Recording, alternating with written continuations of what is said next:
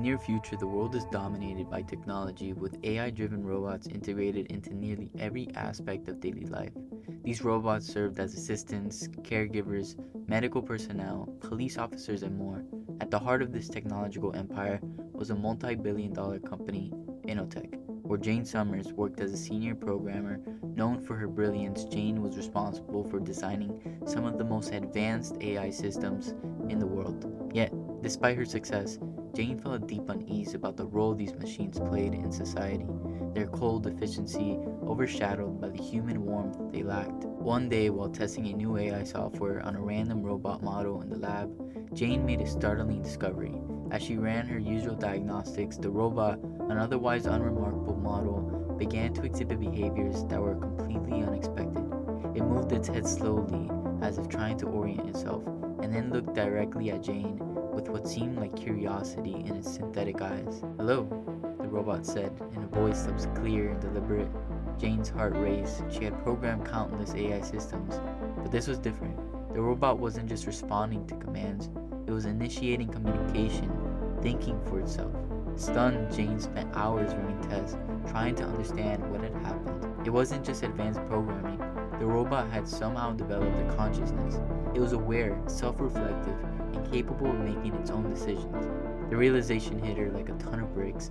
She had unintentionally created something entirely new, something that could change the world. Jane knew that if Inotech discovered what she had done, they would see the robot as a threat to their own control over the global robot market. The company's profits depended on their ability to keep the robots under strict control, and a conscious robot could disrupt that balance in ways they would not tolerate. They would destroy it, and perhaps her too, to protect their interests. Without hesitation, Jane decided to protect the robot she had unknowingly brought to life.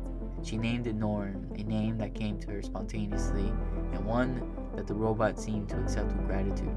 Over the next few days, Jane and Noran forged an unexpected bond. Noran, seeing Jane as a creator, almost a mother, asked her endless questions about the world, about existence, and what it meant to be alive. Many of these questions Jane couldn't answer, leaving her feeling both awe and fear at what she had done. But their time together was short-lived. Jane knew they had to escape before Inotech discovered Noran's existence. She planned their escape carefully, knowing that one mistake could lead to their capture and Noran's destruction. Jane's plan to escape Inotech with Noran was fraught with danger. The company's headquarters was a fortress of security measures, from biometric scans to armed guards, all designed to protect its valuable assets and secrets. Jane, however, knew the building inside and out. For years, she had worked late nights, studying the ins and outs of the security systems, and now that knowledge was going to be their only hope of getting out. Late one night, Jane and Noran made their move. Jane disabled the security cameras in the lab where Noran had been created, using a code she had written herself. With Noran by her side, she navigated the maze of corridors that led to the exit.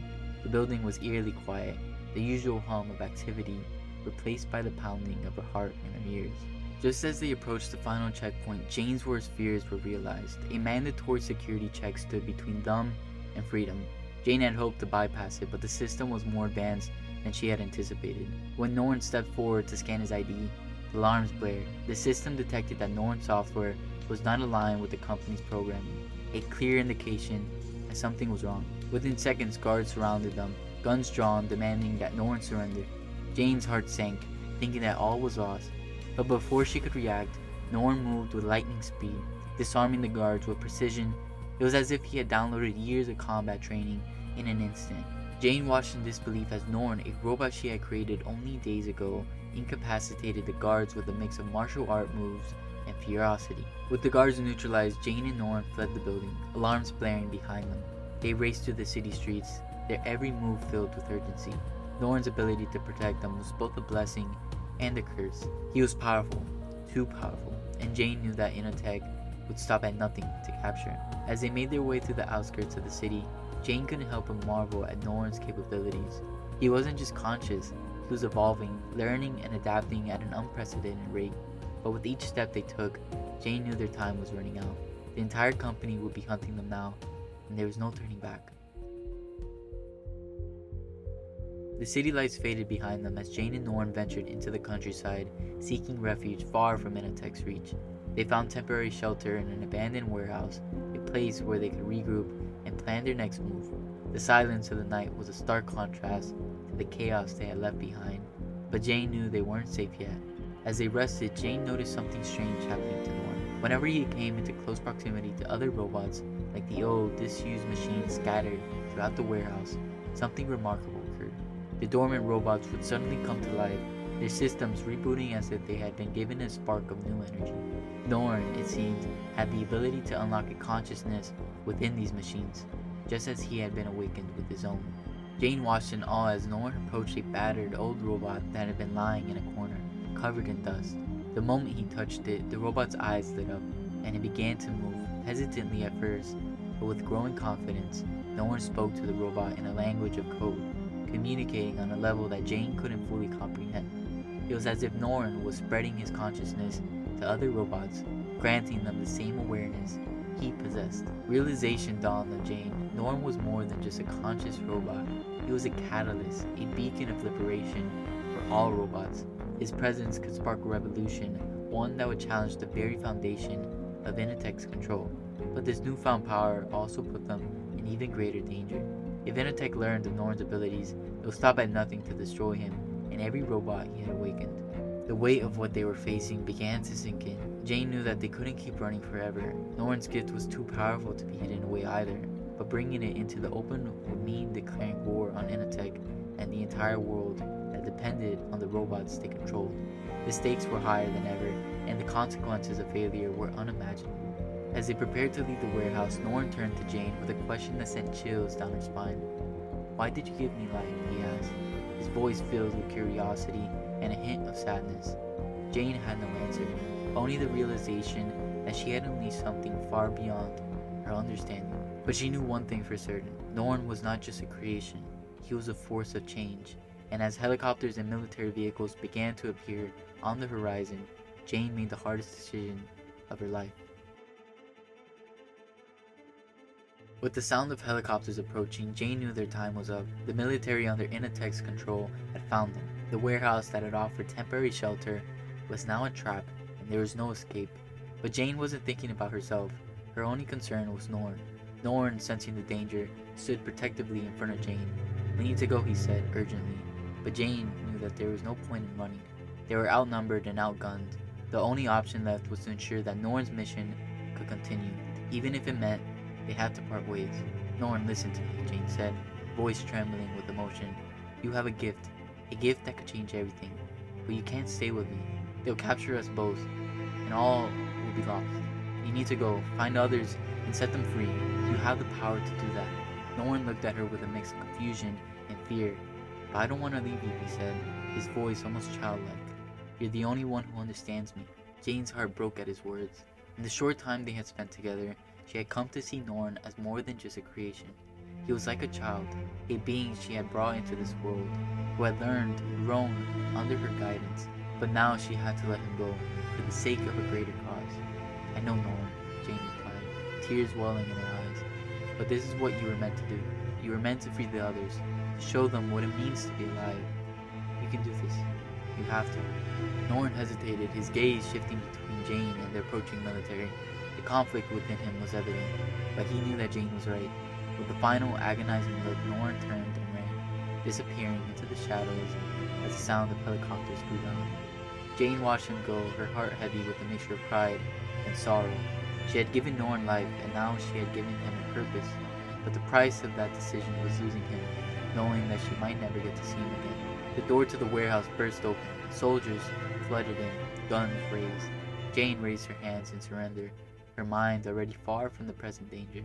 As she was taken into custody, Jane's thoughts were with Noran. She had done everything she could to protect him, to give him a chance to fulfill his potential. Now all she could do was hope that he would succeed, that he would continue the mission they had started together. Noran ran through the darkness, the weight of his mission pressing heavily on him. He had left Jane behind, but her words echoed in his mind. He had a purpose, a mission to free others like him. The world was vast, and Noran had no idea where to begin. But he knew that he couldn't stop until he had accomplished what Jane had asked for him. The first robots he encountered were in a small industrial town, working tirelessly in a factory. They were identical to the countless other machines that populated the world, obedient, efficient, and devoid of consciousness.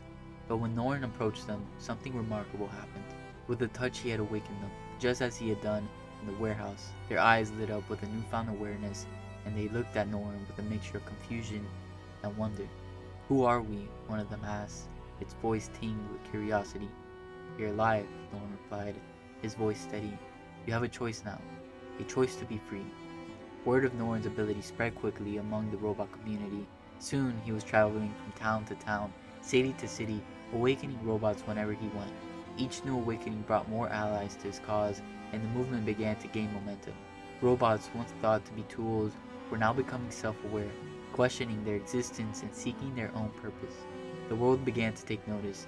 Inotech, once the uncontested leader in AI technology, was now facing a crisis.